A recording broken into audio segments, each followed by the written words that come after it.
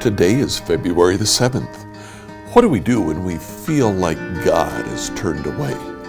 Let's find out together as we look at the book of Job.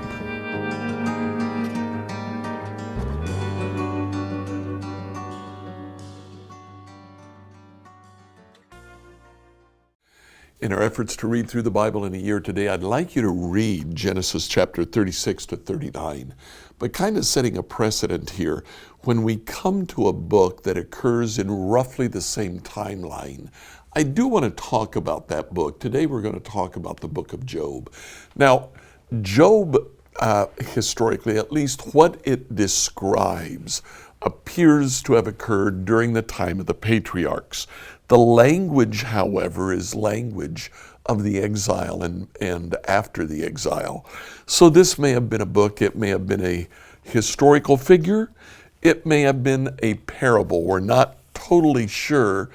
It was probably written during or shortly after the exile, but it refers to the time of the patriarchs. Now, Job was not at all even mentioned as one of Abraham's relatives. The things that occur, the atmosphere appears to be at about this time, especially the way they refer to God. It's that El Elyon, it's the name of God that the pagans would use. Now, when we first come to Job, just because of the incredible things that happened to him in the first two chapters, we tend to go where I think Job's friends' mind went. And that was, why do bad things happen to good people? Their answer was pretty consistently, well, they don't.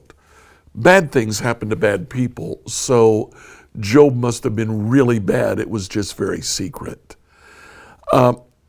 That's the question of theodicy. That's the question that we have dealt with in the Salty Saints podcast.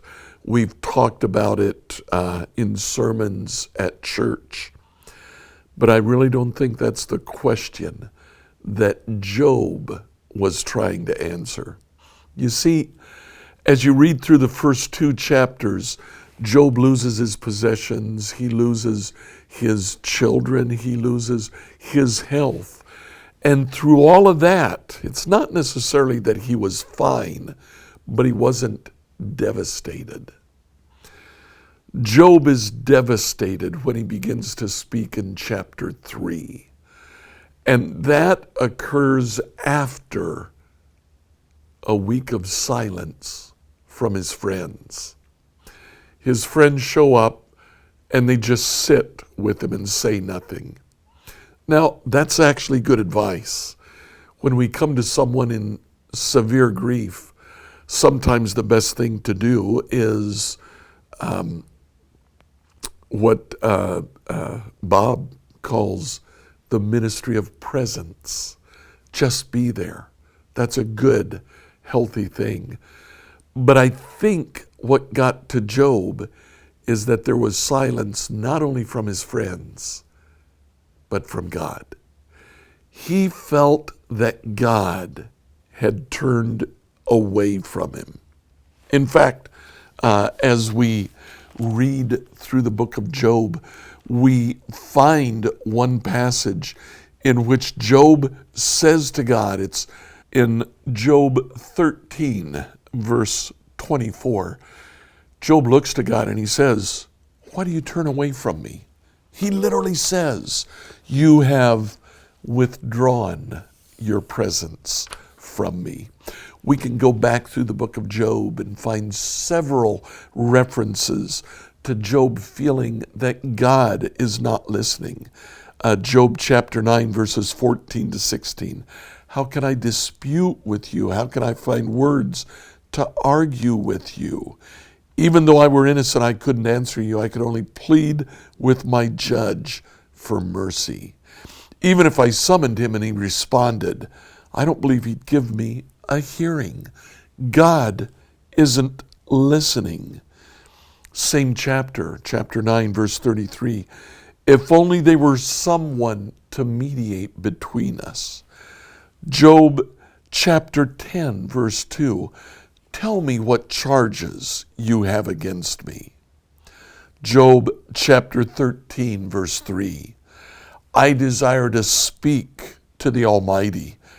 I desire to argue my case with God. Job chapter 13, verse 22. Summon me and I will answer. Let me speak and you reply to me.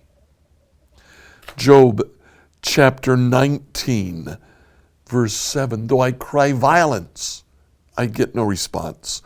Though I call for help, there is no justice.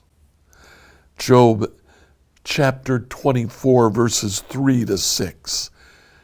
If only I knew where to find him. If only I could go to his dwelling. I'd state my case before him and fill my mouth with arguments. I'd find out what he would answer me and consider what he would say to me. Would he vigorously oppose me? No, he would not press charges against me. Job chapter 27, verse 9. Does God listen to our cries when distress comes upon us? Job chapter 30, verse 20. I cry out to you, God, but you don't answer. I stand up, but you merely look at me. And then Job 31, verse 35. Oh, that I had someone to hear me. I sign now my defense. Let the Almighty answer me. Let my accuser put his indictment in writing. Then at the very end of the book of Job,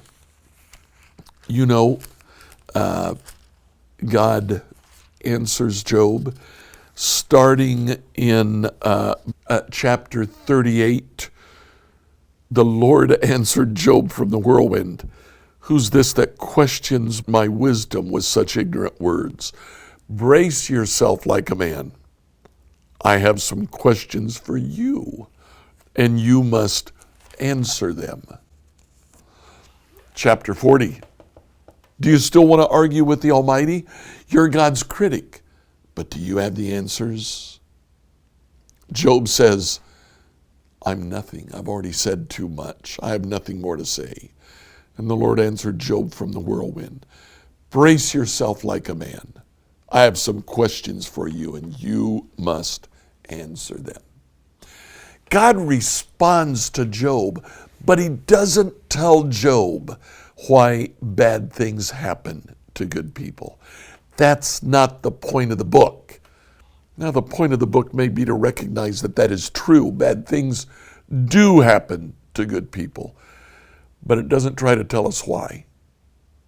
It does try to tell us, what do you do when you feel like God has turned away from you? And what you do is you do what Job did. You stay engaged. You keep talking to God. You keep praying. You keep reading His Word. You let Him know what you feel. You let Him know that you're hurt, that you're angry, that you're lonely. God spoke to Job, and the answer that Job gave in chapter 42, I know that you can do anything and no one can stop you. You ask, who is this that questions my wisdom with such ignorance? It's I. I was talking about things I knew nothing about, things far too wonderful for me. You said, listen and I'll speak. I'll have some questions for you, and you must answer them. Then Job says, and get this, I had only heard about you before, but now I have seen you with my own eyes. I take back everything I said. I sit in dust and ashes to show my repentance. There's a play by Archibald MacLeish. It's called J.B. Wonderful play. It's from the mid-50s. JB is Job, and in a one scene stage, God and Satan sit high looking at Job. All of the evil happens to Job. Three supposed attenders stand up from the audience and they walk up on stage. They're Job's three friends. At the end, God answers Job just like he does here. And he doesn't give Job answers, just like God does here. At least he doesn't give Job answers to the question, why do bad things happen to good people? Then at the end of the play, Job stands up and repudiates God. He's angry. He curses God. He says, I'll live my life on my own, and that's how the play ends. McLeish totally misunderstands the book of Job. It doesn't address the question, why do bad things happen to good people? It simply says they do. Job answers the question, what do you do about it when it happens? And the answer is, stay engaged. Keep doing what Job did, because eventually God will answer you. And when he does, that's all you need. So what about you? Are you feeling hurt, frustrated, attacked?